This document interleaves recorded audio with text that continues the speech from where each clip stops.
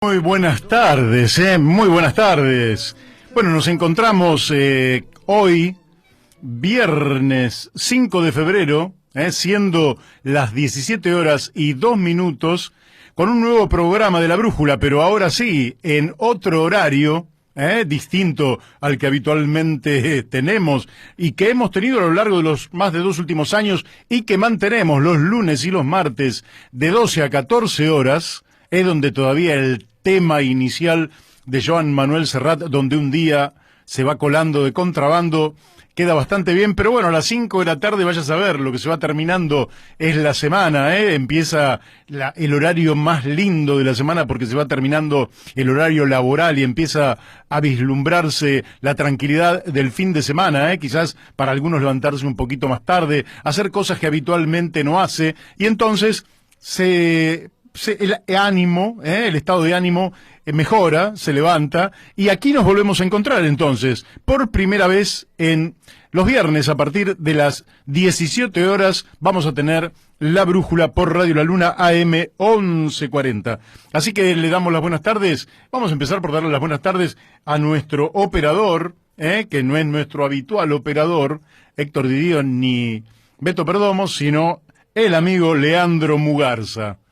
Leandro, muy buenas tardes. Bueno, le vamos a dar también las muy buenas tardes a Daniel de Abrantes, que estando de vacaciones no nos va a acompañar los próximos días, pero próximamente se va a sumar, como quienes habitualmente nos escuchan, sabe que su voz también nos acompaña en estas veladas cargadas de información y en un programa distinto como el que hacemos aquí en La Brújula. Le damos las muy buenas tardes a Daniel Pérez, que es el que hace toda la postproducción de este programa a través de un canal que se llama La Brújula en la Luna, que es un canal de YouTube, en el cual usted, si quiere, si es la primera vez que nos escucha, si quedó enganchado con la radio porque estaba escuchando el programa anterior y ahora se sorprende y dice de dónde salió su servidor, Mario Masitelli, quien les habla, bueno, usted puede ir a ese canal de YouTube que se llama La Brújula en la Luna y va a observar allí más de 800 entrevistas que hemos hecho desde 2018, 19 y 20,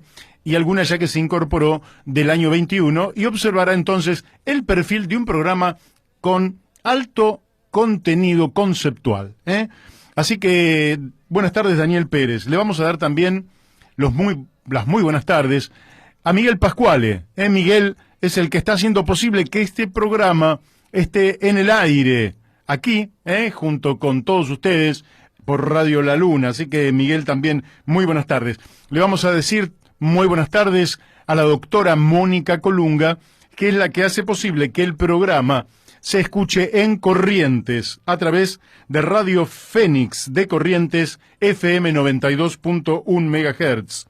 Y también le damos las muy buenas tardes a Gustavo Figini, Elvio Yadanza y Alberto Muñoz, que hacen posible que se escuche en Uspallata, Mendoza, a través de Radio La Paquita, FM 88.9. A todos los oyentes, nuestros quizás nuevos oyentes, supongo que el público no será exactamente el mismo que lunes y martes nos acompaña allí al mediodía de 12 a 2 de la tarde, sino que es probable que buena parte del mismo sea otro público. Si nos quieren enviar un mensaje, lo pueden hacer por WhatsApp al 6297-9905. Y se lo repito por las dudas, que ahí me llega que no lo pudieron anotar. Bueno, si quiere mandar un WhatsApp, lo puede hacer al 6297-9905. Y si no, puede llamar aquí a el teléfono de línea de Radio La Luna, 4443-7424, 4443-7424, y ahí nos deja algún mensaje. ¿Qué vamos a hacer en el día de hoy? Bueno, antes de empezar nuestro trabajo, vamos a decirle que ya son las 17 horas 6 minutos, estamos aquí en el Palomar, provincia de Buenos Aires, con una temperatura que nos dice de 28 grados centígrados, descendiendo hacia la noche, pero no demasiado. Es decir, estamos atravesando unos hermosos días de verano. La humedad bastante baja, 38%, un suave viento a 11 kilómetros por hora, un viento que acaricia, podríamos decir, de manera tal que estamos viviendo en Buenos Aires un clima yo diría casi perfecto. Bueno, no todos van a acompañarme con este criterio, porque a algunas personas les gusta el frío, pero a mí me encanta el calor, disfruto del calor y me encantan los días como hoy. Mucho más, lógicamente, si usted puede estar en un ambiente abierto, al aire libre, y si disfruta de una playa, ni le cuento. Pero ¿qué es lo que vamos a tener en el día de hoy? Para quienes han quedado allí observando qué es lo que pasa con este programa nuevo, que no es un programa nuevo, insisto, pero les voy a decir que vamos a tener en muy poquitos minutos una comunicación con Martín Ayerbe, que Martín es un luchador por cuestiones nacionales, y él nos va a explicar por qué la defensa del patrimonio material y espiritual de los argentinos y por qué se le dice no al desguace de la fragata Santísima Trinidad, Fue la fragata que en 1982 llegó a Malvinas, ahora la quieren desguazar, y le vamos a preguntar a Martín Ayerbe varias cosas, que nos cuente la historia de esa fragata, quién la construyó, cómo fue su recorrido, en fin, me parece que es sumamente interesante. Inmediatamente después, alrededor de las 17:20 nomás, vamos a estar hablando con un premio Nobel alternativo, Raúl Montenegro. La verdad que no es sencillo tener como columnista de un programa a nada menos que una persona de semejante jerarquía, un cordobés que fue galardonado allá por el 2004, si mal no recuerdo, con el premio Nobel alternativo. ¿De qué vamos a estar hablando con él? Bueno, del coronavirus, la crisis ambiental y las guerras, las tres grandes pandemias. Vamos a ver qué es lo que nos dice, cuál es su visión, y lógicamente vamos a hablar de otras cuestiones también, porque es para hablar largo con nuestro amigo, y quédese allí porque no se pierda este programa. Eso va a ser la primera hora. En la segunda hora vamos a estar hablando con Pablo Lada, que es un ambientalista de Chubut,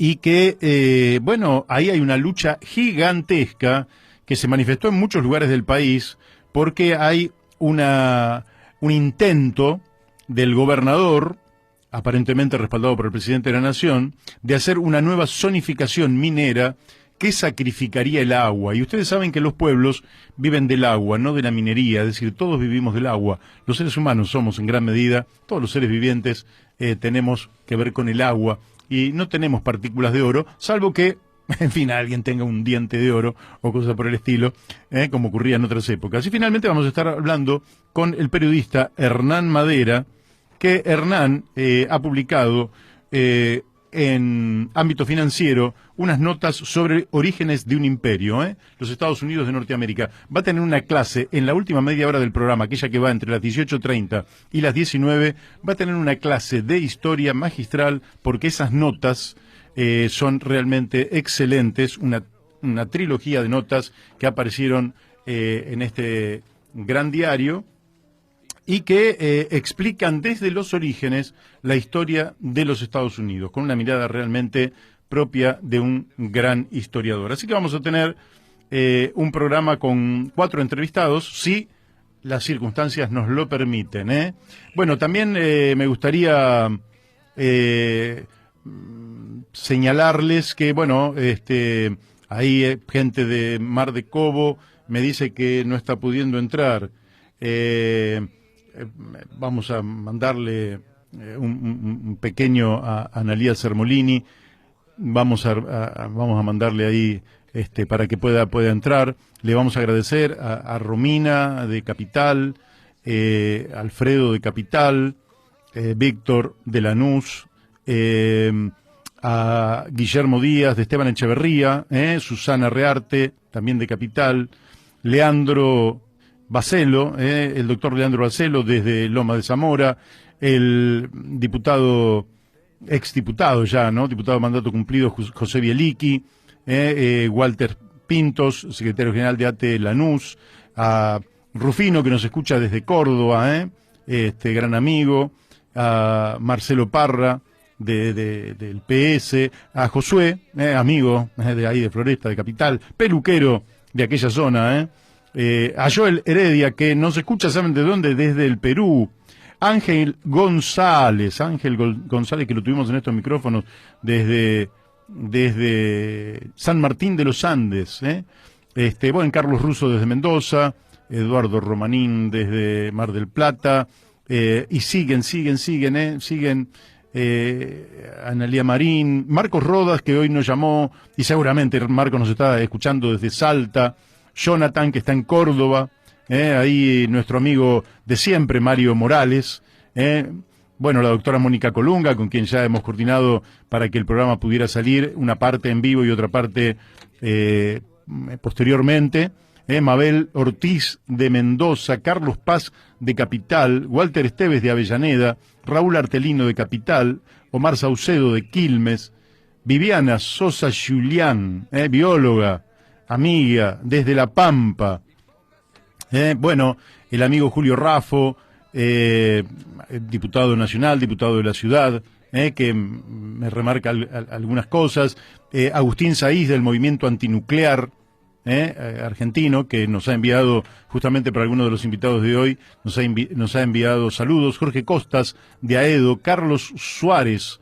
de Capital, bueno, el amigo Javier Argolo de la UCR de Morón, Amalia Beatriz Molinari de Capital, Carlos Lara, nuestro amigo taxista, compañero, el periodista Juan Cruz Castiñera, Aide Sabatella, la amiga Bárbara Salermou de Social 21, Walter Suárez, el amigo de La Matanza, Luis Ochoa de Capital, Silvina Batallañez del Instituto Malvinas, Daniel Echavarría del Instituto Argentino de Propuestas, César Lerena, que es un invitado de siempre desde Mar del Plata, Hugo Ponce, músico que nos manda también saludos, nuestra amiga Graciela Dubrés, Jorge desde Hurlingham, Jorge Cultri desde Merlo, bueno, no puedo dejar de mencionar a María Ángeles, nuestra amiga que tiene un programa acá maravilloso, 2 programas tiene aquí en la radio, así que, bueno, Gastón de Merlo, y un nuevo amigo, Carlos Burgueño, de Villa Luzuriaga, que es piloto de Flybondi, así que le mando un fuerte abrazo a él, seguramente nos está escuchando.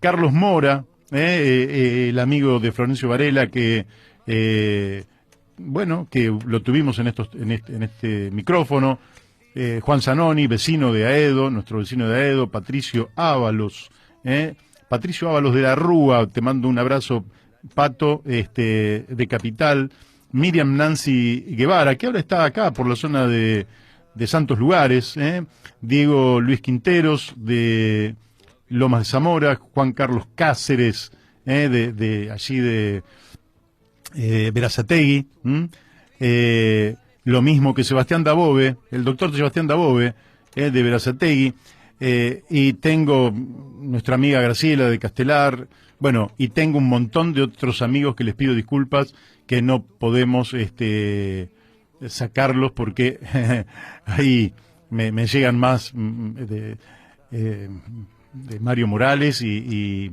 bueno, también me manda un mensaje el diputado Pablo Vergel. En fin, no tenemos ningún llamado, Leandro, ningún llamado. Ah, bueno, bueno, en estos momentos teníamos que haber estado comunicándonos con Martín Ayerbe, y bueno, uno de los riesgos que habíamos hablado con Martín es, dado que está en el alto valle del Río Negro, quizás la posibilidad de que la señal que tuviera no fuera del todo la indicada.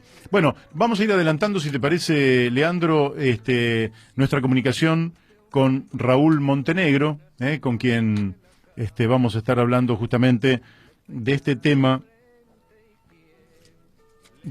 tan importante que es el coronavirus, la crisis ambiental y las guerras. Él dio una gran conferencia, y le soy sincero, la dio en inglés, entonces, bueno, me costaba, no sigo las cosas en inglés, la verdad es que, entonces, bueno, entonces dije, no, si con Raúl podemos hablar largamente, por la radio, entonces para qué vamos a hacer un esfuerzo de ir entendiendo todo lo que se dice, y a veces uno, cuando no maneja bien un idioma, una conferencia con una cantidad de términos que son técnicos, con cierta exactitud si no los ubica correctamente en el discurso. Bueno, entonces mejor lo vamos a hablar con él. Insisto, estamos hablando con un premio Nobel alternativo, premio Nobel alternativo. Ha sacado un conjunto muy importante de notas, sobre las cuales también le vamos a preguntar, tras los incendios en Córdoba, porque él vive en Córdoba, también las inundaciones, la política ambiental está otra vez en la mira. Y bueno, es muy importante. Recuerden ustedes, antes de seguir con Raúl, que ya nos vamos a estar comunicando, recuerden ustedes que los días lunes este programa va a hacer más hincapié en temas políticos, los días martes más en temas económicos y los viernes en temas ambientales. No quiere decir que sea estricto y que no se puedan hablar de otras cosas, pero un poco la tendencia va a ser así. Por ejemplo, para el día martes ya tenemos una entrevista con Alcira Argumedo, donde han hecho los cálculos del contrabando en la Argentina, y han calculado que lo que se contrabandea entre soja, petróleo, etcétera, puede llegar a un equivalente a la deuda que la Argentina tiene con el Fondo Monetario Internacional. Quiere decir que las grandes corporaciones que manejan los puertos, que no tienen controles, que hacen triangulaciones tremendas de cargas, de miles de toneladas de soja, pero también aparentemente con otras cosas, y todo el informe nos lo va a pasar Alcira Argumedo el martes que viene, podrían llegar nada menos que a una cifra equivalente al crédito que nos dio en el año 2018 el Fondo Monetario Internacional por 57.000 millones de dólares, de los cuales entraron 44.000 millones de dólares a la Argentina. De manera que, mire si tenemos para hablar. Después otra de las cosas que nos preocupa, que también lo vamos a estar hablando el lunes, pero en este caso con Héctor Polino, tiene que ver con la inflación, la tremenda inflación y cómo golpea la inflación en los bolsillos de la gente del pueblo, ¿sí? Es decir, que no es lo mismo la inflación en algunos productos, en algunas mercancías que pueden ser accesibles para una franja de la sociedad alta y que realmente tienen una inflación infinitamente menor, a los productos más necesarios de la canasta familiar, como son los productos los alimentos, y como son ahora que se viene, aparentemente se viene inexorablemente, vamos a estar hablando la semana que viene también con docentes y con funcionarios, se viene el inicio de clases 2021. ¿Y por qué viene el inicio de clases? Bueno, viene porque en realidad hay una decisión, yo diría, de parte de la inmensa mayoría de la sociedad, porque las clases se reinicien. Qué discusión, ¿no? Qué tema, cuánto debate. ¿Estará bien? ¿Estará mal? ¿Será lo correcto? ¿No será lo correcto? Eso se verá, pero bueno, yo espero que se hagan todas las evaluaciones previas, se observe qué es lo que ha ocurrido en otros lugares del mundo, cómo ha evolucionado la pandemia, si los niños pueden ser o no transmisores de la misma. Todos ya sabemos que sobre los niños el virus prácticamente no produce mayor problema, salvo algún niño que pueda tener efectivamente alguna enfermedad de base o esté transitando alguna enfermedad. En general no trae ningún problema, pero resultan sumamente importantes las evaluaciones que se pueden hacer. Lógicamente que la Argentina tiene una estructura de embajadas en todo el mundo, que además de la información periodística que se pueda levantar para saber qué es lo que pasa en cada uno de esos lugares, bueno, puedan hacer una tarea de investigación, caso por caso, y decir si es conveniente o no la reapertura de las clases. Lógicamente que también estamos abiertos para que ustedes nos manden al WhatsApp, al 6297-9905, por WhatsApp nos manden su idea de si hay o no que empezar las clases. Sería interesante saber cuál es la opinión, pero lógicamente que va a requerir de un gran debate donde las voces que estén a favor se contrasten con las voces que estén en contra, y entre ambos se pueda definir si se empiezan las clases. En Capital, aparentemente, el 17 de febrero, y en la provincia de Buenos Aires, el 1 de marzo. Tema que no es un tema menor, porque a partir de allí millones de personas van a salir tempranito para ir a las aulas, los padres que llevan a los chicos un poquito más grandes que van solo, y bueno, todos los protocolos, todo lo que se puede imaginar en torno a la posibilidad de mantener la seguridad de los niños, de los profesores, de los maestros, del personal no docente que está en las aulas, de los contactos que puedan producirse en el trayecto desde las casas a las escuelas y de las escuelas a las casas. Todo aquello requiere de un conjunto de protocolos y de una disciplina social, justamente para poder, si empezaran las clases, alcanzar que la pandemia no prospere y que se pueda desarrollar la actividad escolar con cierta normalidad. Bueno, ahí bueno, me manda éxitos con los viernes ambientales, Gracias, Leandro. Bueno, vamos a ver, sí, nos estamos acomodando, Usted nos tiene que disculpar porque todavía no tenemos gran experiencia los días viernes. ¿Está ocupado los dos teléfonos? Ah, mira vos, a ver. ¿Querés pasar un temita y yo trato de acomodar para ver si podemos contactarnos con Raúl Montenegro? Bueno, seguimos aquí, hermoso tema de Joan Manuel Serrat, de Miguel Hernández, allí en Orihuela, se le ha muerto un amigo y es un canto magnífico, una poesía extraordinaria del gran poeta español. Y ya estamos en contacto con Raúl Montenegro. ¿Cómo te va, Raúl? ¿Qué tal? Buenas tardes, un gusto realmente.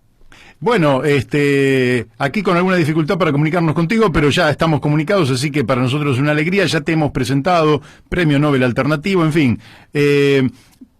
Vos diste hace muy pocos días una conferencia que yo traté de entrar, hablabas en inglés, y bueno, como yo no lo sigo bien el inglés, entonces dije, bueno, va a ser mucho mejor, además para que todos nuestros oyentes puedan enterarse de qué trata o de qué trató y cuáles fueron las preguntas principales de esta conferencia que diste a nivel internacional: coronavirus, crisis ambiental y guerras, las tres pandemias. ¿Qué nos puedes decir, Raúl?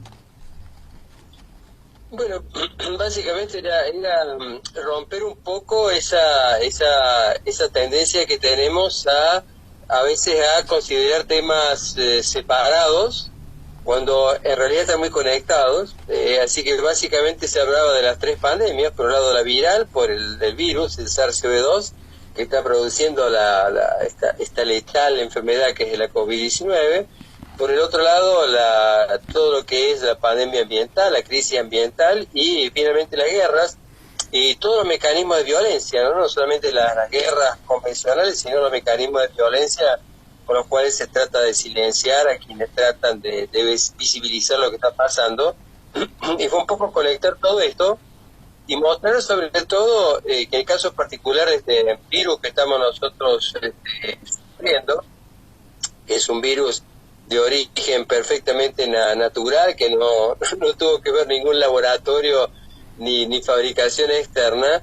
En realidad es una llamada de atención porque está conectado también con la biodiversidad, porque la biodiversidad es justamente uno de los problemas ambientales más serios, pero que no se alcanzan realmente a visualizar, un poco tapados por todo lo que es el cambio climático global, ¿no? Claro. Entonces era un poco marcar las interacciones entre estos y mostrar sobre todo que esto que pasa como pandemia, en realidad está íntimamente conectado con todo lo que es la biodiversidad, porque de hecho los virus son parte de esa biodiversidad, ¿no?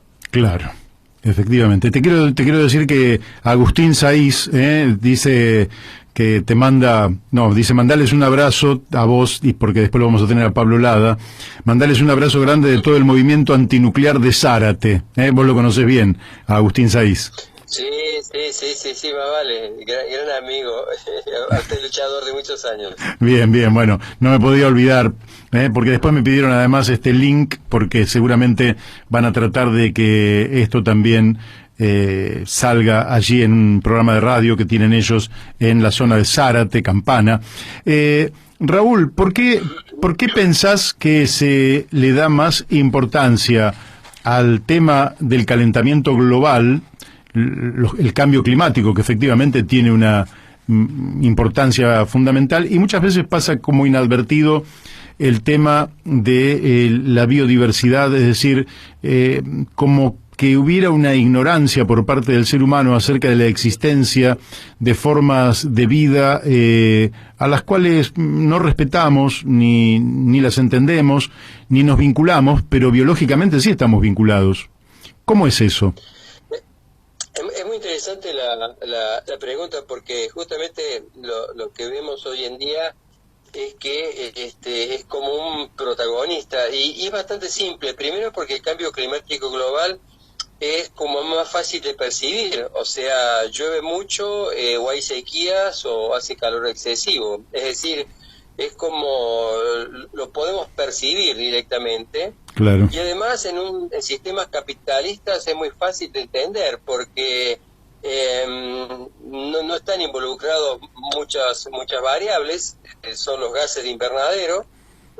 Y de hecho hasta la sociedad capitalista inventó un mecanismo para, llamémosle, coexistir con el cambio climático, con los famosos bonos. ¿Ustedes recuerdan en donde de pronto un país podía comprar bonos verdes de otro país que emitía menos y así poder seguir emitiendo? O sea, yo creo que sin dejar de lado que junto con el cambio global de biodiversidad son los peores problemas que enfrenta hoy la humanidad, pero digo, se ajustaba mucho más a la práctica del capitalismo. La biodiversidad es más difícil, más inacible, porque en realidad son miles de especies que en cada lugar son distintos, y en donde parte de esa biodiversidad ni siquiera se ve, y en muchos casos parte de esa biodiversidad el mismo ser humano la ha querido erradicar, ya sea para colocar cultivos, o ya sea porque había especies que lo podían afectar. Entonces, esto ha generado una situación muy curiosa como esta, en donde hasta yo diría que permanentemente estamos tratando de mostrar la importancia que tiene la biodiversidad, y básicamente no se entiende porque no se ve tan claro, porque como la mayor parte de las personas viven en ciudades, Ajá. en donde la biodiversidad se ha reducido mucho más, entonces esto termina dándole una especie de golpe en la nuca, una especie de golpe cultural, porque claro, no se entiende. Imaginemos que en un bosque de coco y de molle, que son los típicos bosques de nuestra zona serrana en Córdoba, cuando hablamos de biodiversidad no hablamos de árboles, arbustos, hierbas, sino de los miles de especies que hay adentro, que va desde virus, bacterias, hongos, hasta de pronto grandes vertebrados, insectos o arañas, por decir ejemplo, ¿no? Entonces, creo que eso es lo que pasa, a punto tal que en Argentina nunca hubo un proyecto, o por lo menos no ha habido en forma gubernamental explícita, ¿no?, un proyecto para saber cuál es la biodiversidad que todavía tiene Argentina, subrayo la palabra todavía, y mucho menos un mapa de biodiversidad. Hablamos de bosques, hablamos de glaciares, hablamos de humedales, pero no hablamos de biodiversidad, ¿no? Uh-huh. Mágico, porque cuando pasan cosas como las que pasaron en Córdoba, como los incendios, por los cuales lo denunciamos penalmente al gobernador con Schiaretti, solamente en el Valle de Punilla, por ejemplo, se quemaron 55.000 hectáreas, y es ni más ni menos el lugar donde se fabrica el agua para una parte importante de la provincia, y desconocemos cuál es la biodiversidad que había antes y cuál es la biodiversidad que quedó. Es decir, esta ignorancia hasta yo diría que es muy conveniente para las corporaciones y para los gobiernos, porque lo que desaparece no hay registro, es decir, no sabemos lo que ha desaparecido. Entonces yo creo de que es muy conveniente incluso para un sistema capitalista, de la misma forma que el cambio climático global es más fácil de entender. En el caso de la biodiversidad global es mucho mejor ignorarla. Así de simple. Y este tema siendo tan importante para la vida, porque yo creo que en alguna oportunidad en la cabeza de los seres humanos ha surgido la idea de que nosotros fuimos seres especiales, creados de la nada, con un poco de barro, y que a partir de ese momento teníamos como un mandato que podíamos excluir todo lo que nos molestara, que podíamos hacer y deshacer a nuestro antojo sin ningún tipo de limitación, y que por tanto estábamos justamente para disfrutar solitos del planeta, sin observar que somos el fruto de algo infinitamente más complejo. Esto, ¿cómo puede insertarse en el sistema educativo? Y te la complemento con esto. ¿Cómo es que las universidades no pueden financiar un estudio de biodiversidad para transmitirle al conjunto de la sociedad de qué se trata esta riqueza particular que vos estás señalando y que hace no a la riqueza en sentido monetario, sino a la riqueza de vida, ¿no? Sí, fíjate que es también un planteo muy interesante, ¿no? Volviendo a marcar esto, de que en realidad, para que esto no se vea como una cosa romántica de proteger mariposas o flores, sino de que es una cuestión de supervivencia, esta biodiversidad de la que estamos hablando, y son miles de especies, de las cuales la mayor parte no conocemos, que garantiza que tengamos agua, garantiza de que se fabriquen suelos y garantiza incluso nuestra resistencia a cambios ambientales, a otros cambios ambientales muy fuertes. Yo creo que hay una responsabilidad muy grande en esta ausencia, no solamente en los gobiernos, donde de pronto es más fácil entenderlo. En el caso de Córdoba, con la muy limitada capacidad que tiene de un propio gobernador como Juan Schiaretti para entender lo que es ambientalmente una provincia, se imaginan que lograr que el gobernador entienda lo que es biodiversidad es un esfuerzo enorme. Decía que más allá de los gobiernos, que es fácil entenderlo, creo que también hay una responsabilidad de las universidades, y hago también una crítica para mis propios colegas, ¿no? Yo creo que no se gastó el suficiente esfuerzo y convicción para mostrar de que un país que no mantenga superficies, volúmenes importantes de biodiversidad, es un país que termina enfrentando crisis enormes, ¿no?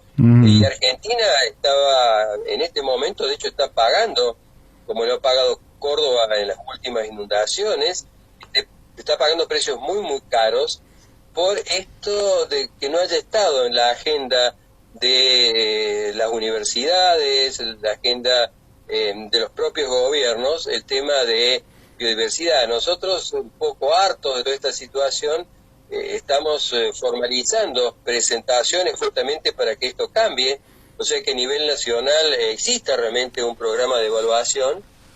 Necesitamos sí o sí una ley de presupuestos mínimos sobre biodiversidad, ni que hablar, pero también es necesario que cada provincia haga su propia evaluación y haga su propio mapa, ¿no? Porque fíjate vos que se calcula que a nivel global nosotros tenemos clasificado un poco menos de 2 millones de especies vivas, desde virus hasta corzuelas y ballenas. Pero la verdad es que se calcula entre 8 millones y medio, 9 millones de especies. O sea de que no ha habido solamente un descuido por parte de gobierno, universidades, sino que también a nivel global la misma Convención de Biodiversidad tiene mucha menos rating, menos prensa que la Convención de Cambio Climático. O sea, todos estamos pendientes de lo que pasa con el clima y el cambio climático, pero no pasa lo mismo con biodiversidad. Entonces, frente a este vacío, lo que estamos haciendo es presionar para que nos demos cuenta que los precios que se pueden pagar son muy caros, porque de hecho las pandemias, pensemos que en los últimos 2.500 años hubo 72 pandemias, algunas de ellas, como la más llamada fiebre española, mató más de 100 millones de personas. Son parte de la biodiversidad y parte de las interacciones de la biodiversidad, en este caso entre seres humanos y virus, los seres humanos y bacterias, ¿no? Entonces, me parece que es un tema que es tan peligroso no considerarlo, que no deja de sorprender. Yo personalmente sigo sorprendido, pese al tiempo que venimos peleando por esto, sigo sorprendido por la escasez de importancia que se le asigna a algo tan absolutamente fundamental, ¿no? Claro.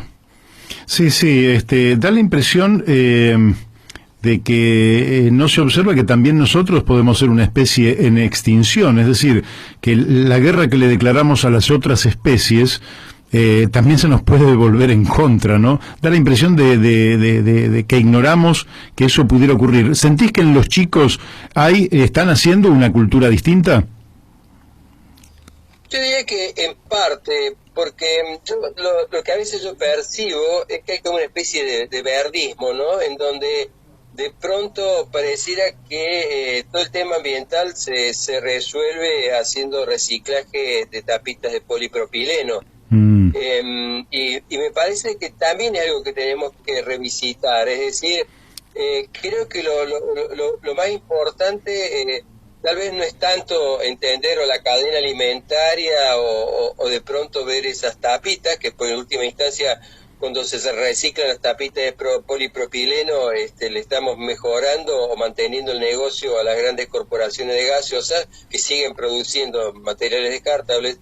Decía, creo que lo que más importante en esto es llegar a entender cómo funciona el lugar donde vivimos. Es decir, no hace falta saber todos los nombres de todas las especies que hay en un ecosistema natural, sino saber cómo funciona, cómo dependemos y cómo lo podemos cuidar. Pensemos que gobernadores como Juan Schiaretti, yo insisto mucho sobre él porque realmente para nosotros es un karma, ¿no? Es un verdadero destructor de ambientes. Por ejemplo, después que se queman, por ejemplo, 340.000 hectáreas, como pasó en Córdoba en el año 2020, la solución mágica que inventan estos funcionarios es, por ejemplo, un plan de reforestación en donde mandan semillas de Córdoba a biofábrica en Misiones para que armen plantines, después mandan por ruta esos plantines a Córdoba, la mayor parte se muere, y en una forma absolutamente desleal, ¿no? Se le hace creer a la sociedad que plantando árboles se restituye la biodiversidad. Y la única forma, y lo subrayo, para que la biodiversidad se pueda reconstruir, es que la reconstruya la propia biodiversidad que existe, no plantando los árboles de Schiaretti, por ejemplo. O sea, eso me parece que es una cosa que debería ser parte de nuestro sistema educativo, es decir, entender cómo funciona y a su vez cómo se logra que los sistemas que hemos destruido puedan recuperarse y que no es obviamente con estos planes que terminan siendo negocios, como en el caso, por ejemplo, de los planes de reforestación irrisorios de Schiaretti. Entonces, me parece que por ahí es importante tal vez revisitar la educación, para ver que es mucho más importante realmente conocer cómo funciona y cómo podemos ayudar a que funcione bien y no solamente pintar de verde, porque creo que el pintar de verde es uno de los grandes problemas ambientales actuales. Se pintan de verde los gobiernos, se pintan de verde las empresas y hasta a veces se pinta de verde la educación. Interesante. Te llevo a una escala más global, porque supongo que también te deben haber preguntado. En Estados Unidos, que al día de hoy es, bueno, una de las 2 o 3 potencias más importantes del planeta, había un cambio de gobierno. La impresión que se tenía, porque hablo de impresión porque uno a ciencia cierta no lo sabe, es que había de parte de Donald Trump había un cierto negacionismo sobre el cambio climático y todas estas cuestiones, y daría la impresión de que Joe Biden, el nuevo presidente de los Estados Unidos, tendría un mayor compromiso con el ambiente. ¿Vos sentís que esto es así o que también el gobierno de los Estados Unidos se pinta de verde y finalmente esto es parte de un show por el poder, pero que en definitiva los comportamientos determinados por las grandes empresas van a seguir siendo los mismos?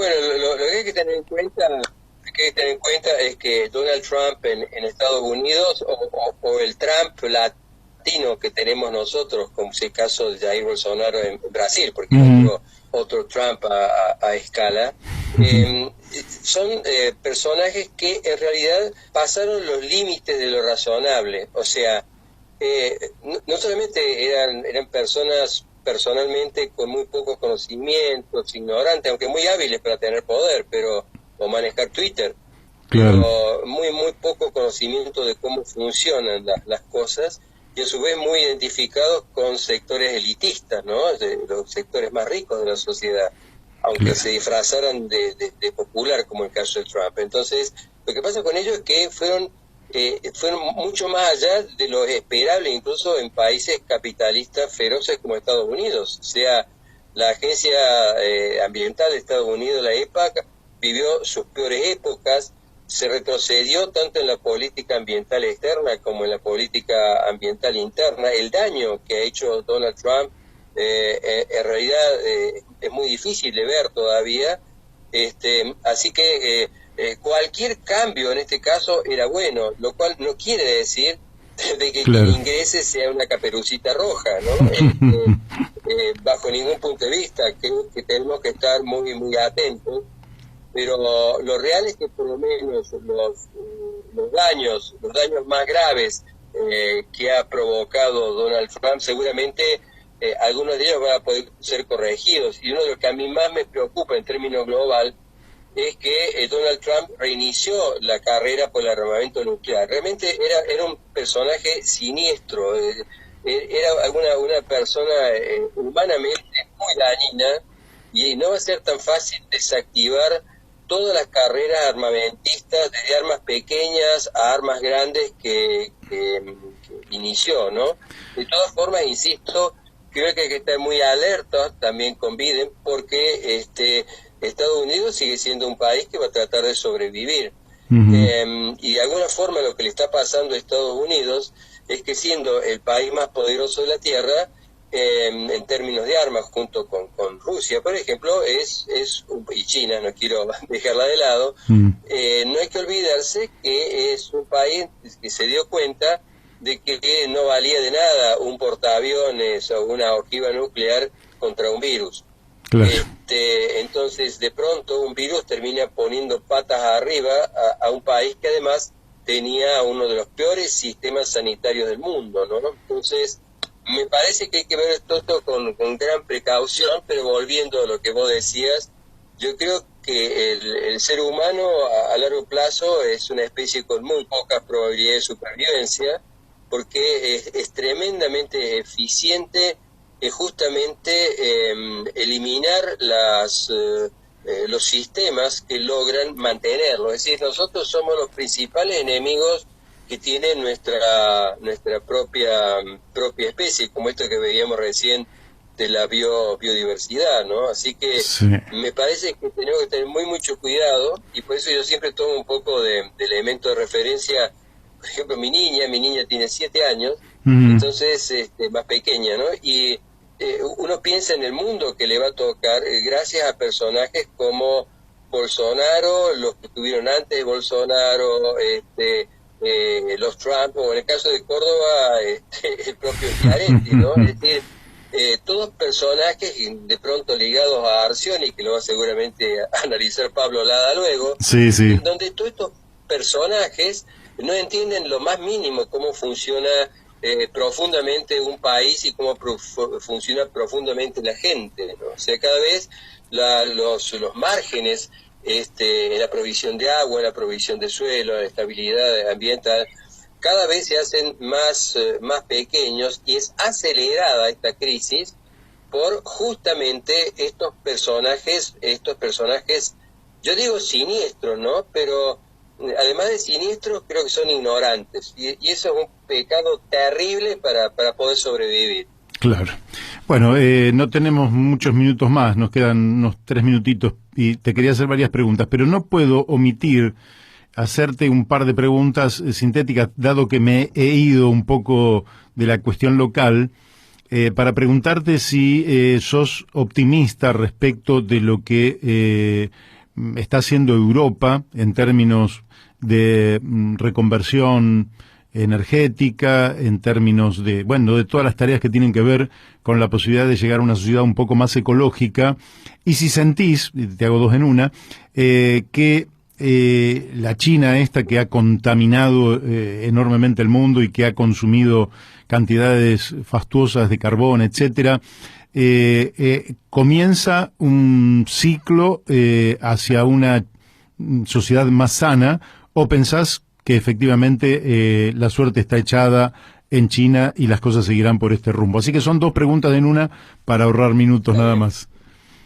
Veamos, en el caso, por ejemplo, de Europa o en el caso de China, son bloques, uno uninacional, el otro plurinacional, que básicamente buscan su propio beneficio. Desde ese punto de vista han hecho una cantidad de cosas que han podido mejorar en algunos aspectos.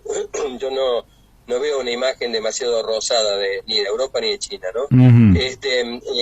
Entonces creo que han hecho algunas cosas para mejorarse internamente. Pensemos que en el caso de Europa, desde el año 2009 han sido inteligentes, ¿no? Como los gobiernos de Argentina en ese sentido. Ellos tienen prohibido, por ejemplo, la pulverización aérea de plaguicidas. Acá se sigue utilizando aviones. O sea, quiero decir que ellos han logrado una serie de cosas internas. Pero el problema es que el bienestar de Europa se monta sobre el daño que hacen sus empresas en el resto del mundo. Claro. Las motosierras de los países escandinavos son de países escandinavos, o sea, de pronto pueden hacer muy buen reciclaje. Suecia tiene valores de reciclaje tan altos que hasta tuvieron que traer para sus tóxicos incineradores basura de otros países escandinavos. Pero digo, han logrado cosas muy interesantes. El problema es que el daño sobre nuestros países, desde las pasteras, las megamineras, las corporaciones de todo tipo, siguen provocando daños inmensos. Pensemos en el caso de la minería en Argentina, tenemos empresas que tienen su base, por ejemplo, en Suiza. Claro. Entonces, yo en ese sentido creo que han logrado cosas para sí mismos, pero distan mucho de ser lo que nosotros necesitaríamos. Y China es más o menos lo mismo. O sea, China es una amenaza, como lo es Europa, para los países que no saben hacerse respetar. Es así de simple. Y acá Argentina está a años luz de hacerse respetar por China. Pensemos que, de hecho, querían colocar un reactor nuclear One en la provincia de Río Negro, ¿no? Entonces, mientras nos hagamos respetar como país y los controlemos, enhorabuena. Si no, vamos a terminar financiando la pintura verde de Europa y la pintura verde de China. Uh-huh. Bien, bueno, Raúl, por hoy te voy a agradecer, pero seguramente vamos a seguirla en cualquier otro momento, porque estos son temas, por un lado inabarcables y por otra parte inagotables, porque vamos a seguir lidiando con este problema, y todo lo que logremos para hacer conciencia va a ser bienvenido. Así que muchísimas gracias por tu participación y te mando un fuerte abrazo. No, gracias a ustedes. Un gran abrazo y bueno, saludos para Pablo Olada, que ya va a estar un rato con él. Así que tengan muy lindo resto del día. Bueno, muchísimas gracias, Raúl. Bueno, ustedes lo han escuchado, claridad enorme, e incorporando elementos que se tienen que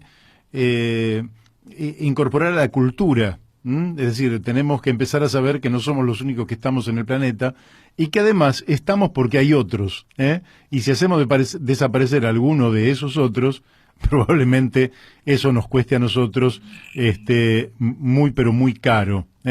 No somos, podemos ser una especie para quedarnos miles y miles de años, y que nuestros hijos y los hijos de nuestros hijos y los nietos de nuestros nietos puedan vivir, y así sucesivamente, siempre y cuando planifiquemos un futuro de vida.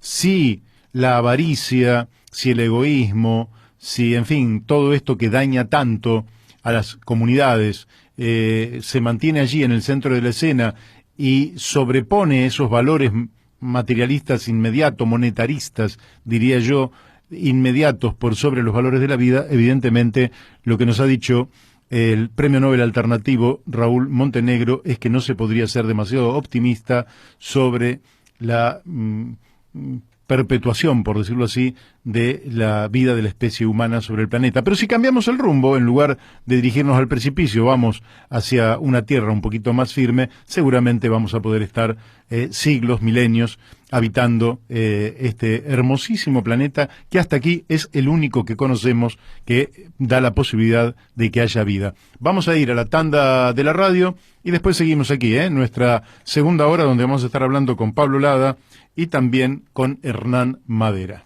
Bueno, seguimos aquí, en La Brújula por Radio La Luna y, lógicamente, cumpliendo con lo prometido, y estamos en contacto con Pablo Lada desde Chubut, a quien le damos las muy buenas tardes. Pablo, buenas tardes, ¿cómo estás? Muy buenas tardes, Mario y equipo, ¿cómo están? Un gusto. Bien, bien, bueno, desde ya te quiero ir adelantando que te mandó un fuerte abrazo del movimiento antinuclear de Zárate, el amigo Agustín Saiz. Y como recién hablamos con Raúl Montenegro, de Córdoba, él también te manda un fuerte abrazo. Qué bueno, qué bueno. Compañeros en el MARA, en el movimiento antinuclear de la República Argentina, y además quienes lo promovieron en su momento, que salga a la luz este movimiento que realmente es muy muy importante para todos nosotros, para quienes venimos de la lucha antinuclear desde hace años. Tener un movimiento nacional es muy valioso, ¿no? Escúchame, ya que empezamos, el motivo de la llamada era lo que está pasando en Chubut, pero dado que has presentado al MARA, ¿por qué no le explicás a los oyentes por qué un movimiento antinuclear en la Argentina, que no es solo en la Argentina, porque hay otros países del mundo donde también ha habido movimientos antinucleares y en general es un movimiento que está creciendo, pero ¿por qué no nos decís en un par de minutos los fundamentos a partir de los cuales ustedes plantean, por un lado, no a la creación de nuevos reactores nucleares, al tiempo que, observan con mucho cuidado la evolución de estos que ya llevan unos cuantos años en la Argentina, como son los de Atucha o los de Embalse? ¿Por qué no nos explicás un poquito? Entonces, cuando uno comprende lo que sucede cuando se fisiona el núcleo de un átomo, ¿no? Y lo que se genera ahí, en ese momento entiende esto, ¿no?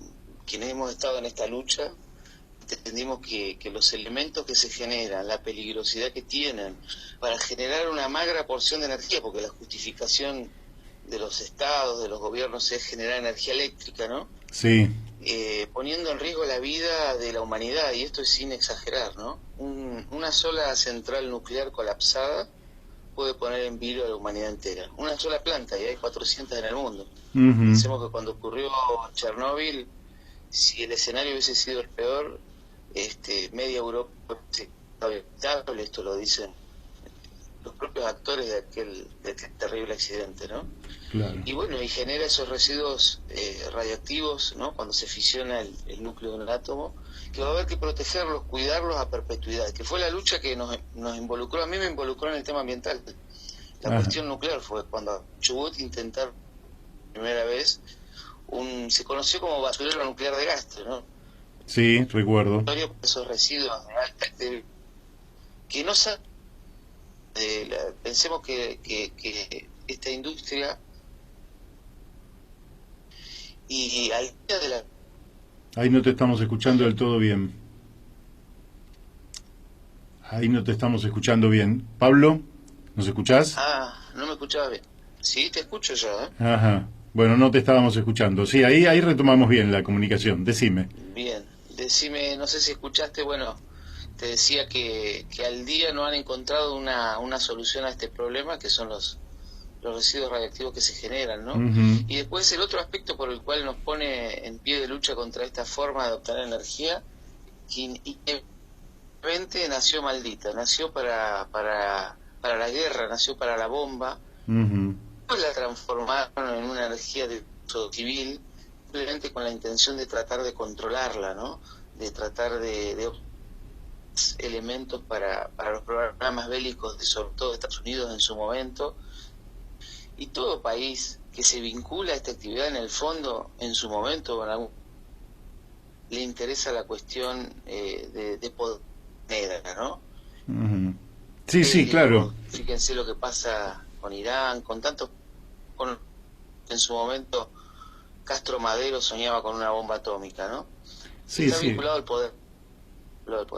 Sí, Así sí, que bueno, yo te las creo, temáticas yo me incorporé a la para mí la más política, importante de todas. yo me incorporé a la política hace 50 años, en 1971, y en aquellos años, antes de todas las reflexiones que uno pudo hacer a posteriori, el clima bélico, pensá que estábamos en plena Guerra Fría, en la disputa palaciega, si se quiere, entre los Estados Unidos y la Unión Soviética en aquellos años, efectivamente se entendía como un factor de equilibrio geopolítico el hecho de tener bombas atómicas.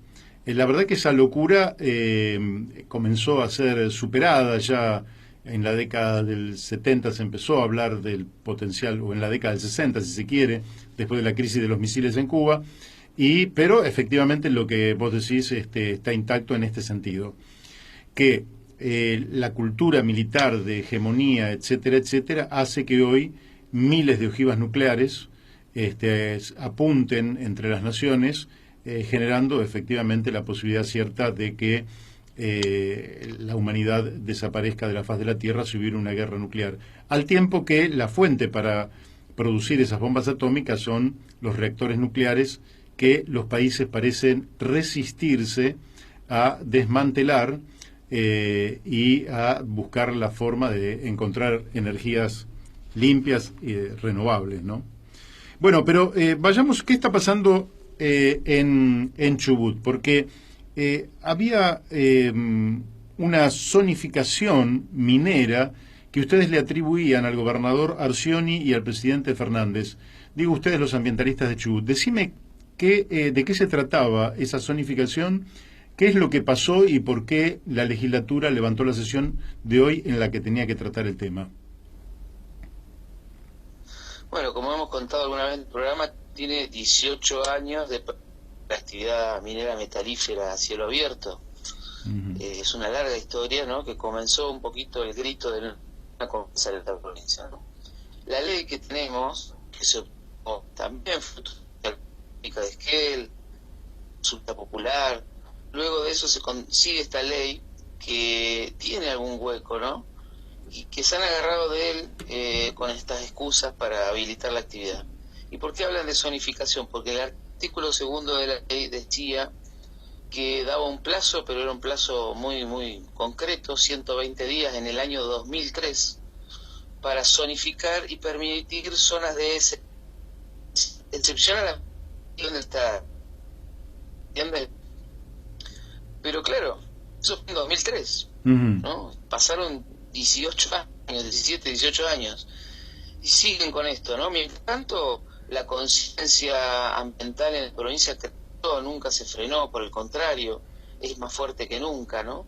Y entonces el gobernador en noviembre del año pasado, oh casualidad, en el mismo momento en que tomaba estado parlamentario nuestra iniciativa popular, un proyecto de ley para ampliar y mejorar la prohibición existente, el mismo día el gobernador mete un proyecto de zonificación minera, que es un eufemismo para permitir la apertura de la gran minería y el desembarco de esa actividad en Chubut, que es resistido por toda la comunidad y que, bueno, sobre fin de año pasado y este año quedó en evidencia más que nunca, diría yo, que esa falta de licencia social no solo atraviesa todo el arco social, a toda la sociedad, a la familia, sino que también recibió el rechazo de los sectores académicos, científicos, amplios sectores políticos, sindicales, las iglesias. Es decir, te diría que salvo el gobernador y los diputados que están detrás de este negocio, buena parte de la sociedad rechaza esa posibilidad. Es decir, no hay la más mínima pizca de licencia social. Eso es lo que intentó meter el gobernador en noviembre por la ventana, tratar de sacarlo en una sesión express, de las peores maneras que uno se puede imaginar, aprovechando la crisis económica, aprovechando la pandemia, porque la manera en que lo hizo, una legislatura sesionando virtualmente, para evitar que hubiera protestas contra, bueno, en legislatura, con escándalos que se metieron en el medio de corrupción terribles, ¿no? Ajá. Que ya los conocemos, son de vieja data, no es nuevo para nosotros, pero bueno, que tuvieron repercusión, que cuando ocurrió que habían puesto 10 millones de pesos para cada diputado que votara a favor de la modificación. Pocos días después aparece un diputado, Sebastián López, del PRO, en un video pidiendo 100 lucas, sin aclarar qué tipo de... por hacer lobby para la minería. Lo deschavó el medio allá en Buenos Aires, ese video. Así todos siguieron adelante. Pero no... Ahí te estamos perdiendo. Ahí te perdemos la señal, ¿eh? Qué lástima. A ver ahora. Ahí te retomo, ahí te escucho de nuevo. Sí, seguí entonces, retomá. Bueno, te decía que ahí comenzó un proceso de movilización social fenomenal, bueno, que incluía marchas, esto estoy hablando sobre el final del año pasado, ¿no? Sí. En toda la provincia, en cada pueblo, fue algo impresionante, era cada 2 días estábamos en las calles, espontáneamente salía la gente, bueno, fue impresionante, no pudieron sacar el dictamen para esa sesión express. Bien. Pero bueno, volvieron a la carga, y en esto hubo toda una discusión, tengo que decirte otros condimentos, digo, para aquel que escuche, entienda cómo fue el derrotero de esta situación.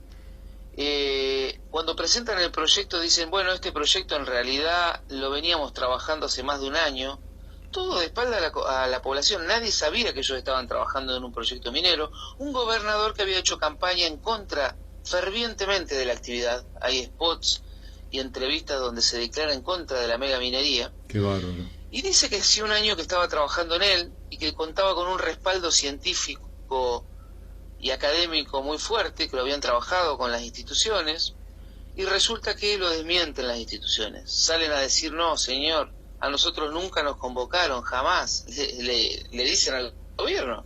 Y el CONICET, la Universidad de la Patagonia, la Universidad Tecnológica, el INTA, todos salieron con documentos públicos, las iglesias, diciendo jamás nos convocaron para ningún diálogo. No estuvimos en esas reuniones secretas, porque eran reuniones secretas, ¿no? Pablo, ¿y nadie pide la renuncia del gobernador? ¿Cómo? ¿Nadie pide la renuncia del gobernador? Porque la verdad que es, al margen del papelón, que uno lo podría tomar con cierta gracia, es un fraude a la población de una magnitud que irrita el buen funcionamiento de la democracia. Bueno, exactamente. Bueno, ahora que usás la palabra fraude, te tengo que contar las últimas novedades, ¿no? Sí, hay amplios sectores pidiendo la renuncia, pero la verdad que no sé cómo se sostiene. Creemos que se sostiene gracias a los poderes transnacionales que están instalados en esta provincia, que son mineras muy poderosas y que me parece que lo están sosteniendo. Y también hay una banca del Estado Nacional que quiere promover esta actividad y quiere pasar por arriba la autonomía de Chubut. Esto se vio claramente en los últimos días. Y bueno, creo que es lo que lo ha sostenido, porque además Chubut inmersa en una crisis social sin precedentes, ¿no? Que no se vio, hacía muchos años que no pasaba algo así en Chubut, que no se pagan los salarios, y hablamos de una provincia rica, ¿no? Porque Chubut ya es una provincia rica, esto hay que aclararlo para el que escuche, no estamos hablando de una provincia pobre, sino más bien empobrecida. Somos la cuarta exportadora del país con apenas 600.000 habitantes, ¿no? Que seríamos un barrio de Capital Federal. Claro. Esa es la realidad de Chubut, ¿no? Exportamos mucho más que San Juan, por ejemplo, que es una provincia minera y se pone como un ejemplo, sin minería, ¿no? Digo, Chubut es una provincia rica, se han robado todo, bueno, sin duda, ¿no? Bueno, la cuestión que siguieron y volvieron ahora, que sabíamos que iba a pasar, por eso nos mantuvimos en estado de alerta y movilización constante, no tuvimos verano prácticamente, las asambleas y los movimientos, y convocó una extraordinaria, la convocó con 48 horas de antelación para tratar de agarrarnos desprevenidos y para tratar la zonificación minera. Estuvieron negociando los votos que se le habían caído a fin de año, pero nuevamente la respuesta social fue gigante, fue heroica. La verdad que por eso era un poco petulante que lo diga alguien que participa, pero fue heroica, fue increíble todo lo que pasó. Nuevamente la gente salió a las calles masivamente. Quisieron previo a eso, previo al llamado a la extraordinaria ahora en verano, armar como una suerte de farsa del debate, una pantomima, porque como se había puesto en discusión sobre el fin de año de que en realidad no habían convocado a nadie, como las universidades y demás lo dejaron muy mal parado, montaron una farsa de debate. Invitaron esta vez sí al CONICET, invitaron a la universidad, invitaron a distinta gente, a la iglesia. Uno a uno todos rechazaron la invitación. ¿Por qué? Porque lo hacían con poco tiempo, porque lo hacían como con una decisión ya tomada, que no era un verdadero debate. Estos son los argumentos que dieron estos sectores para rechazar participar de ese pseudo debate, que era para justificar la sesión express que iba a ocurrir en estos días, que iba a ocurrir hoy, para ser más exacto, que iba a ocurrir hoy viernes, ¿no? Sí, sí. Rechazaron todos los sectores sociales y académicos esa invitación, ¿no? Esto ocurrió hace 15 días más o menos. Bueno, la cuestión que debatieron entre ellos, entre el gobernador, el ministro de Hidrocarburos, el lobby minero, lo hicieron a puertas cerradas y sin transmitirlo por ninguna vía. Es decir, fue un debate a puertas cerradas entre ellos, los mismos que habían armado el proyecto. Luego de que debatieron, le pongo comillas, dijeron, ya debatimos, tenemos las conclusiones, ahora sí, ya se lo mandamos a la legislatura y convocaron a la sesión extraordinaria, que iba a ser hoy, ¿bien? Sí, sí. Esto nos enteramos hace 48 horas, 72 horas, ponele. Y bueno, hubo una verdadera explosión social de gente, justo coincidía con el 4, nuestro 4 histórico, porque Chubut tiene la marcha por el ambiente más larga de la historia. Nacida en un 4 de diciembre de 2012 comenzó a marchar en Chubut. Y estamos acá, a 4 de febrero de 2021, y seguimos marchando todos los 4 de cada mes, rechazando la mega minería. Comenzó en Esquel y ahora marcha en provincia ese día.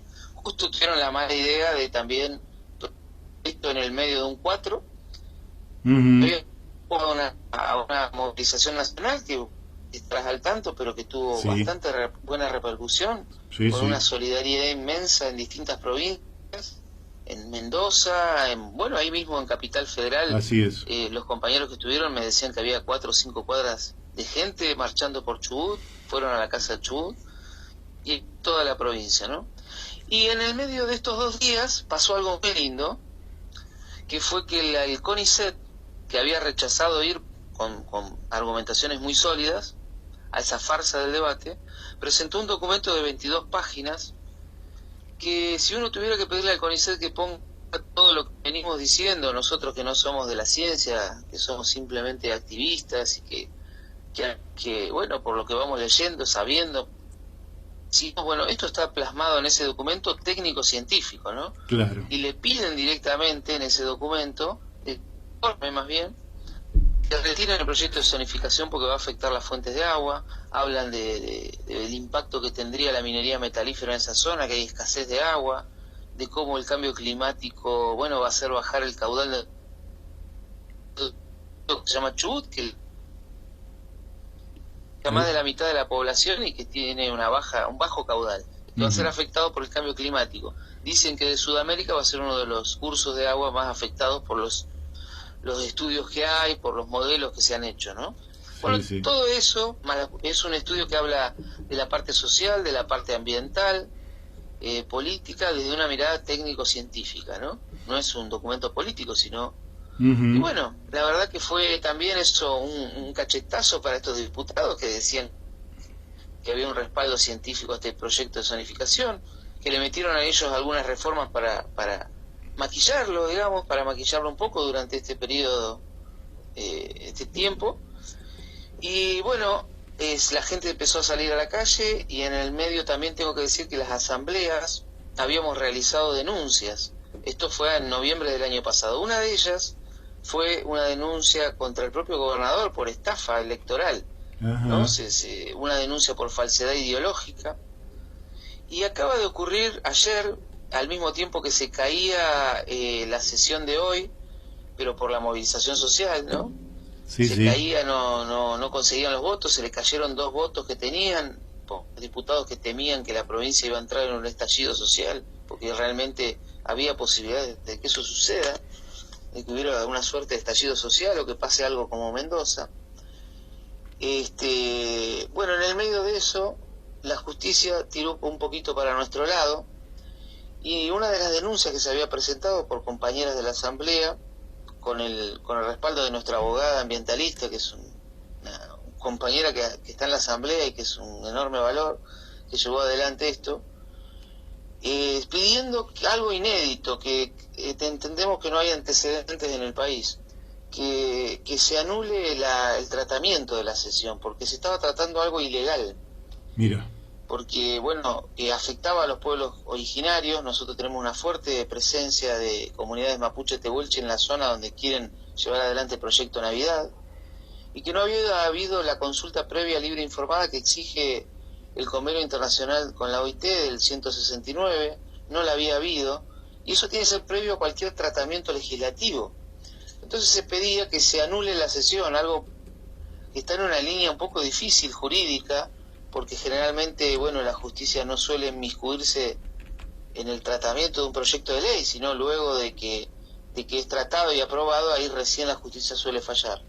Bueno, obtuvimos un fallo inédito, no hay antecedentes en toda la Argentina, y una jueza suspendió el tratamiento de la sesión legislativa. Bueno, eso fue un Así que éxito del además pueblo, ¿eh? se había caído, Uh-huh. se obtiene este fallo que hoy está haciendo un ruido terrible, ya está queriendo voltear a la jueza, ya hay diputados, y la prensa ya está sacando los trapitos a la jueza para que... Sí, claro. Que formidable, ya apareció hoy en los medios. Pablo, te hago la última. Hace unos años, Naomi Klein escribió un libro que se llama La doctrina del shock, ¿no? Esa doctrina, bueno, ella relata una cantidad de ejemplos, entre los que no escapan Chile o Argentina, entre otros muchos, y donde efectivamente de lo que se trata es, a través del shock, la sorpresa, el temor, y llevar a las personas a una situación límite, quebrarles la voluntad de resistencia y que acepten condiciones que en normalidad jamás esas poblaciones aceptarían.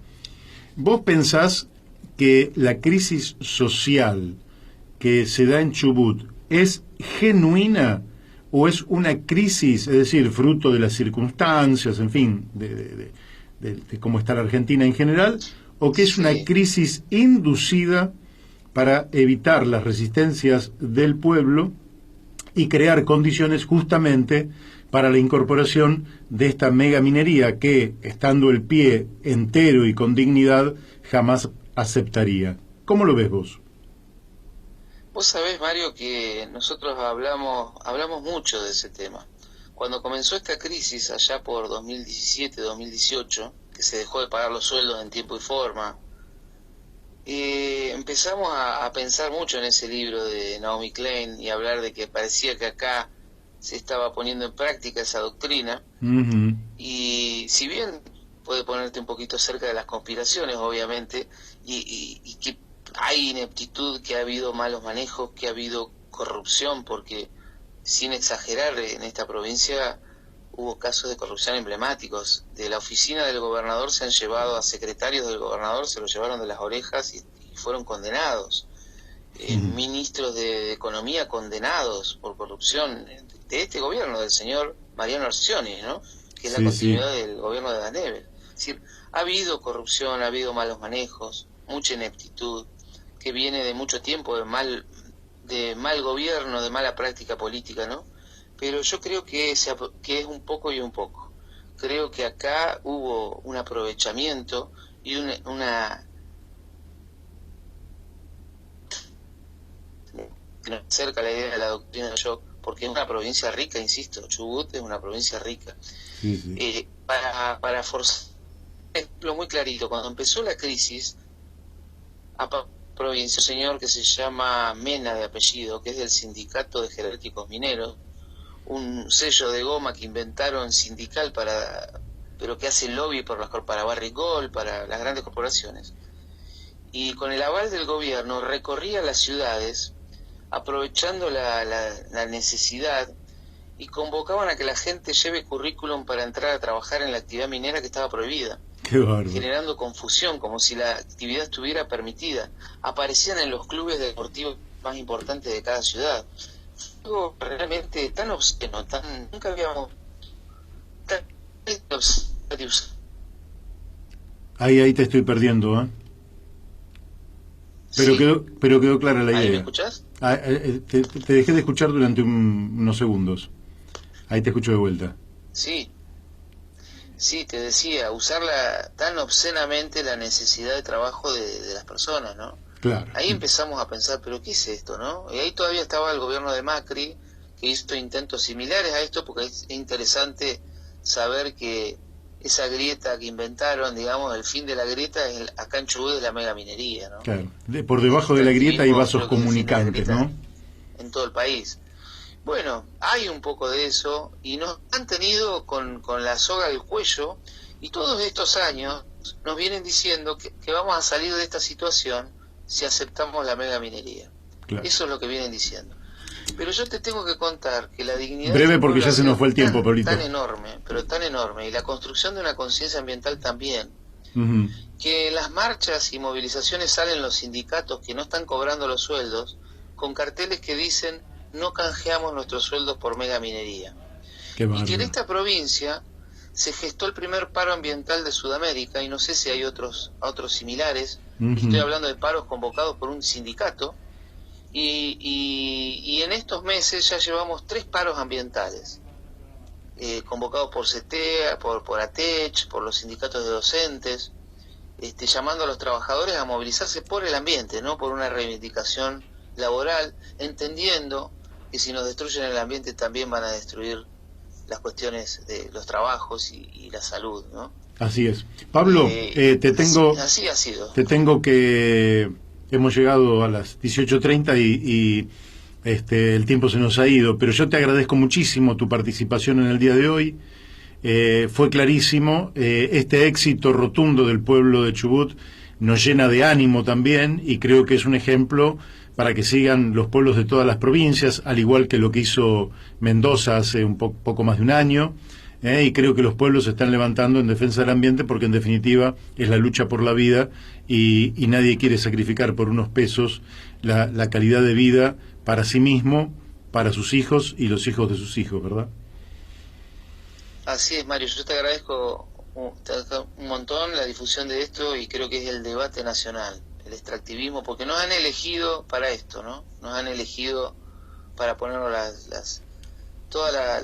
lo que no quiere aquel primer mundo, entre comillas. Así es. Y me parece que ahí está el debate que tenemos que dar. Si de esta manera vamos a salir de los problemas que tenemos, y nosotros estamos convencidos que no, que además no salimos de los problemas económicos, sino que los potenciamos. Más deuda, más entrega de bienes comunes, más destrucción de nuestra salud y nuestro ambiente, ¿no? Correctísimo. Algún día hay que dar un gran debate nacional de esto. Bueno, en eso estamos. Te mando un fuerte abrazo, Pablo, y muchísimas gracias. Otro para ustedes. Gracias.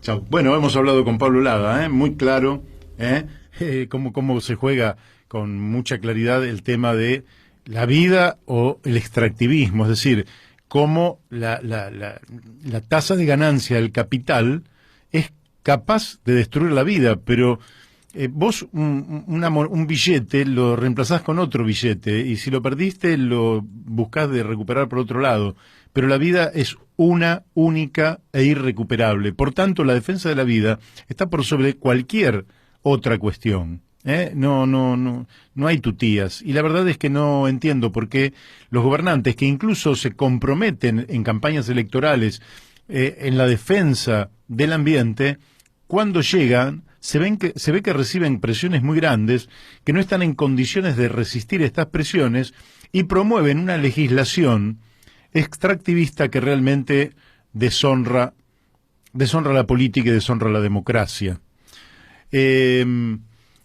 Bueno, ahora vamos a estar hablando con... ¿Ya lo tenemos en línea? Ah, mirá, yo no lo sabía. Estamos en línea con Hernán Madera, el periodista y amigo Hernán Madera. Hernán, ¿cómo te va? ¿Cómo estás, Mario?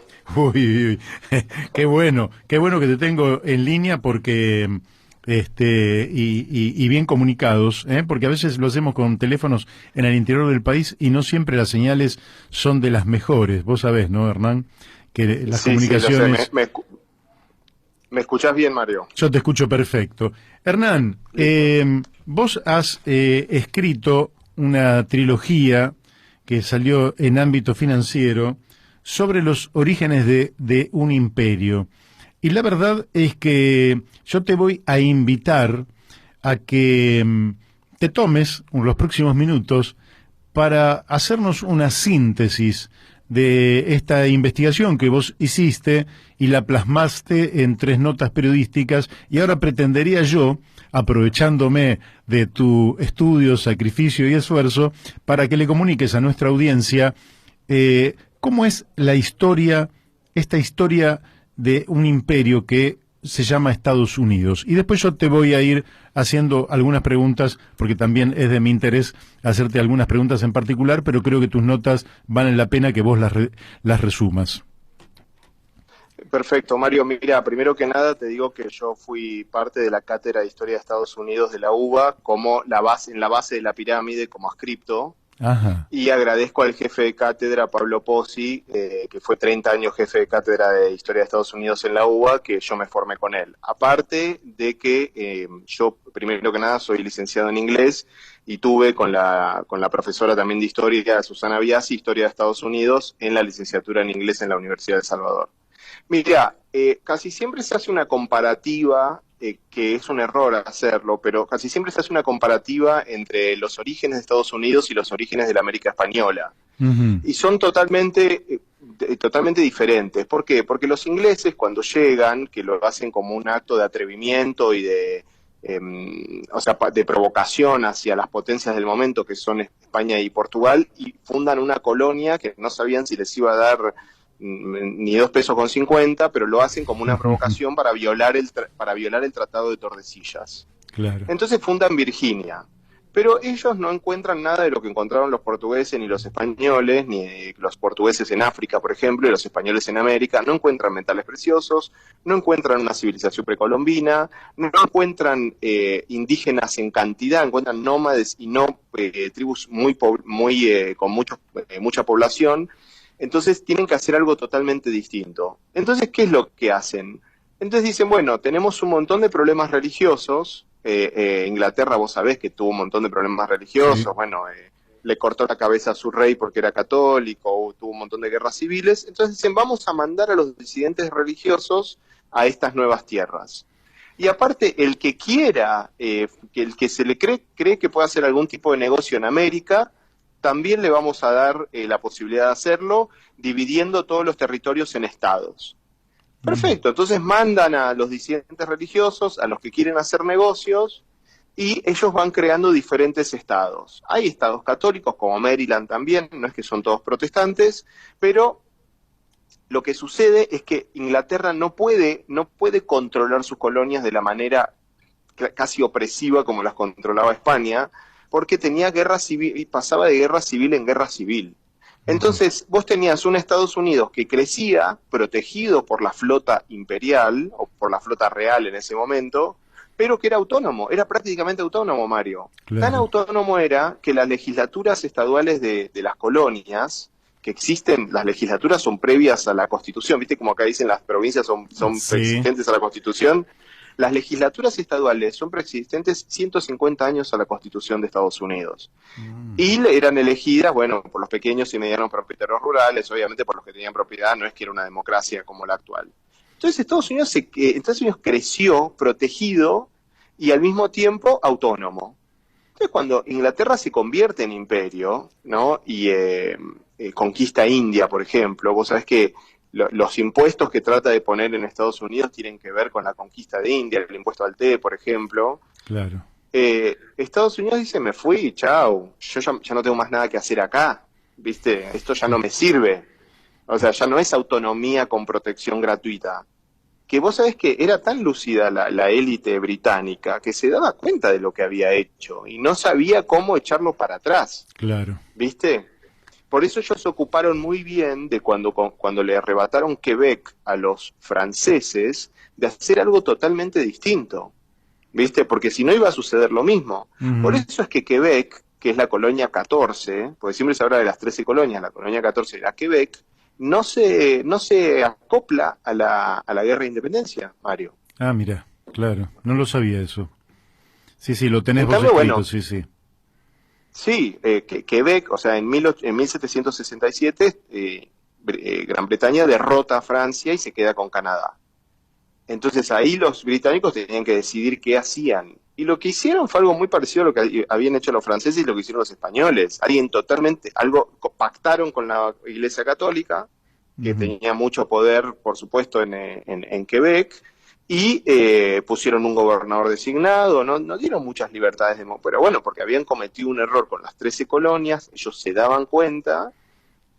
Y bueno, Quebec siguió siendo independiente hasta el día de hoy, que es Canadá, Mario. De hecho, Claro. el gran fracaso de Estados Unidos, que lo intentó 2 veces, fue nunca haber podido anexarse Canadá. Ujú. Y lo intentó 2 veces. Pasa que la historiografía yanqui, después de la Segunda Guerra Mundial, se vuelve tan propagandista que son cosas que quedan como olvidadas, ¿viste? Como se terminan borrando. Pero sí se pudieron expandir hacia el oeste y hacia el sur, con México. Claro, por supuesto, se expandieron hacia el oeste, se expandieron hacia el sur, siempre evitando la guerra con el imperio del momento, con Gran Bretaña, porque las veces que fueron a la guerra con Gran Bretaña por Canadá la perdieron, las 2 veces, pero, y claro, Estados Unidos tenía una vocación expansionista y se expandió todo lo que pudo. De hecho, la idea en un momento cuando invade México, vos sabés que ellos llegan hasta Ciudad de México.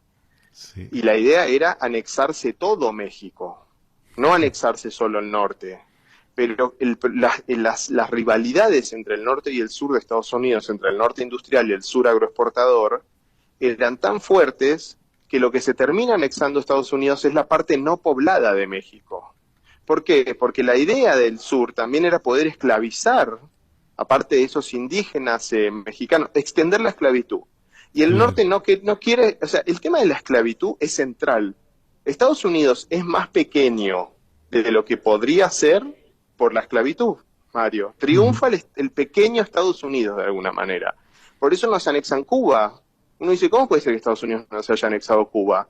Por las rivalidades entre el norte y el sur de Estados Unidos, de que el norte no quería más esclavitud, e impidió todo lo que pudo la anexión de Cuba, que hubiera provisto de muchísimos esclavos al sur y bajado el precio, porque los esclavos tenían un precio muy inflacionario, Mario. Vos pensás que en 1807 Gran Bretaña prohíbe en Occidente la esclavitud, prohíbe el tráfico de esclavos.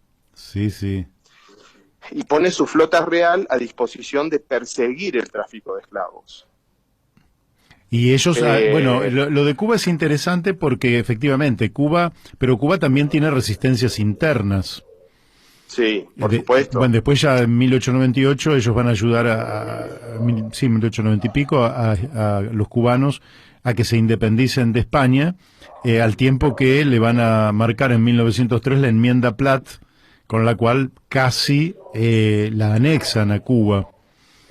Y buena parte del conflicto, que muchas veces no se entiende en la actualidad, es que Cuba ha luchado por su independencia porque no ha querido ser anexada a los Estados Unidos, y siempre ha habido 2 sectores, uno más proclive a ser parte de los Estados Unidos y otro más proclive a ser una Cuba más caribeña y latinoamericana, ¿no?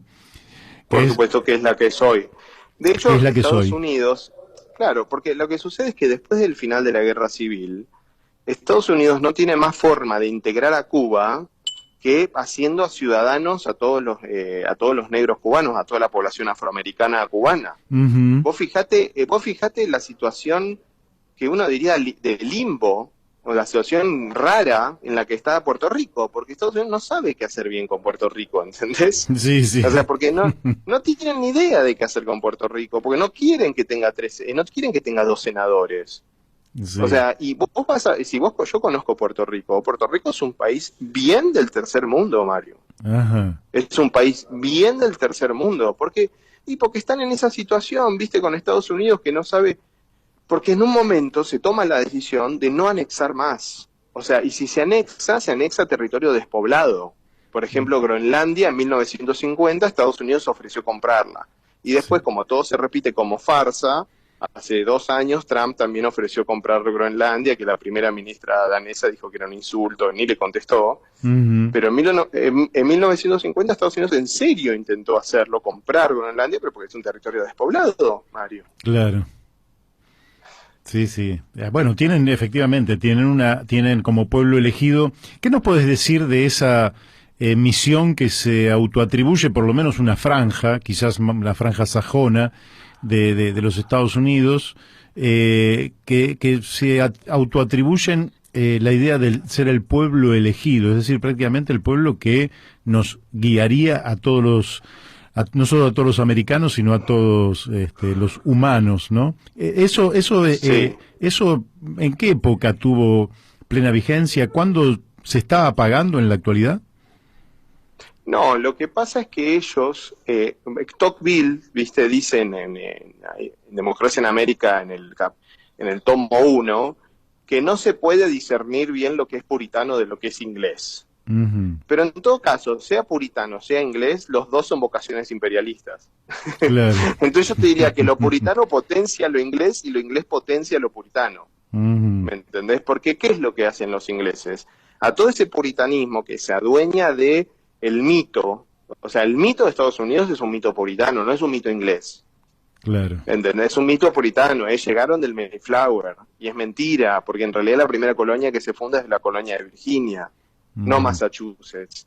Pasa que el mito es muy importante. Ahora, ¿cuánto hay de real en el mito? Y mucho. O sea, mucho porque esa gente quería fundar un nuevo mundo, son gentes sectas, son radicalizados, ¿entendés? O sea, están dispuestos a absolutamente todo, se burquean entre ellos, se pelean y se van a fundar otras colonias. Bueno, Connecticut, Rhode Island, son desprendimientos gurkas de la primer colonia que es Massachusetts. Ujú.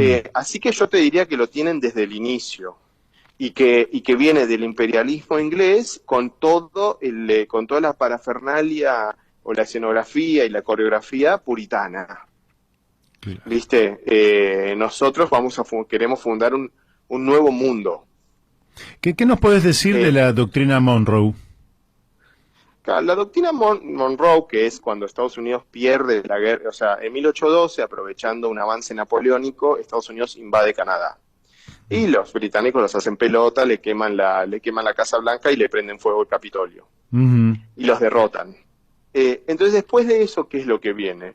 Viene una doctrina que Estados Unidos, por supuesto, no la cumplió. De hecho, fíjate que a Rosas no lo ayudan Así es. o sea, bueno, pero entonces Estados Unidos lanza una doctrina que es una provocación a Gran Bretaña. Todo el siglo XIX es Estados Unidos viendo cómo limita a Gran Bretaña, cómo le corta, o sea, cómo se defiende de alguna manera, ¿viste? Ujú. Porque Estados Unidos no era la potencia que ni por casualidad la potencia que soy, ni la potencia que era en 1900, ¿no? Pero esto Claro. te digo, hay algo muy clave de Estados Unidos, no se achicaron, nunca se achicaron. O sea, si Gran Bretaña quiere invadir, que invada. Por Ujú. ejemplo, la doctrina Monroe nace eso, como una provocación a Gran Bretaña. Nunca la cumplen hasta 1895, que ahí los geopolíticos, los historiadores, nos gusta otra fecha, pero la gente que estudia geopolítica dice 1895 es el año clave en el que Estados Unidos impide que el Imperio Británico intervenga en Venezuela. Por Mm. una deuda, no, sí, por Guyana era, ¿no? Por la mitad de Guyana iba a ir a la guerra el Imperio Británico contra Venezuela y Estados Unidos se pone del lado de Venezuela. Pero igualmente Venezuela no se queda con la mitad de Guyana tampoco, es como que hay un empate, pero Estados Unidos como que de alguna manera impide ya el avance o sea, le dice vamos a la guerra, si vos haces esto vamos a la guerra. Claro. Los historiadores dicen, Charles Beer, que es un gran historiador, dice que Canadá se negó a ir a la guerra con Estados Unidos, que prácticamente en realidad era, o sea, Canadá ya como que tenía una semi-autonomía. Vos sabés que Canadá es un reino, ¿no? Sí. Es el reino de Canadá. Eso es algo que no se sabe mucho. De hecho, los canadienses no lo saben. Hay encuestas que no se sabe bien cómo está constituido. De hecho, como no quieren quilombo, el país se llama Canadá. Sí. No se llama ni reino, ni república, ni estado, ni Canadá. ¿Viste? Y cuando ganan los liberales le ponen Royal Army, o sea, ejército real, y cuando ganan los liberales sacan el real, y cuando ganan los conservadores le ponen real. ¿Viste? Entonces, están en una situación muy rara, bueno, Australia también. Entonces, bueno, la doctrina Monroe viene de eso. ¿Cuándo la ponen en práctica? 80 años después, en la situación, en el problema que hubo con Venezuela.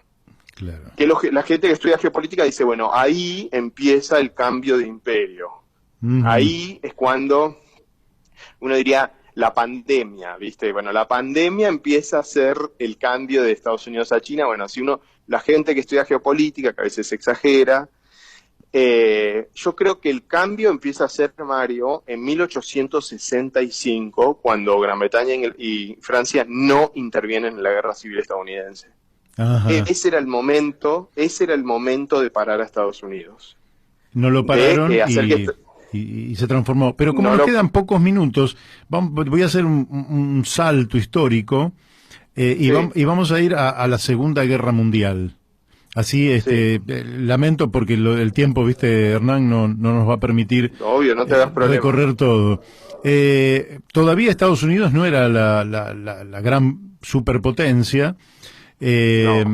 Bueno, está la Primera Guerra Mundial, está la Segunda que empieza en 1939 y emerge entonces sí la gran superpotencia con los organismos financieros internacionales, el FMI, el Banco Mundial, etcétera, que conocemos, pero ya sobre el final de la Segunda Guerra Mundial. ¿Por qué no nos contás cómo se produce esta última reconversión que tiene que ver con esta hegemonía que empieza a nacer ya a escala planetaria, que se va a agudizar definitivamente a partir de 1991 cuando cae la Unión Soviética, pero no nos va a quedar tiempo para tanto. A ver, contanos un poquito ese tiempo. Estados Unidos, igual que Europa Occidental, apostaba a que Hitler vaya a la guerra contra la Unión Soviética. Esto es algo que la gente que sabe de historia, o sea, esperaban que haya muchos muertos alemanes y muchos muertos soviéticos y matar dos pájaros de un tiro. Claro. Hitler los recontra, no sé cómo decirlo, les chifló, o sea, digo, los jodió cuando el tipo fue a la guerra contra Occidente. O sea, la idea de Occidente era, Alemania va a ir a la guerra contra la Rusia soviética, que crezca,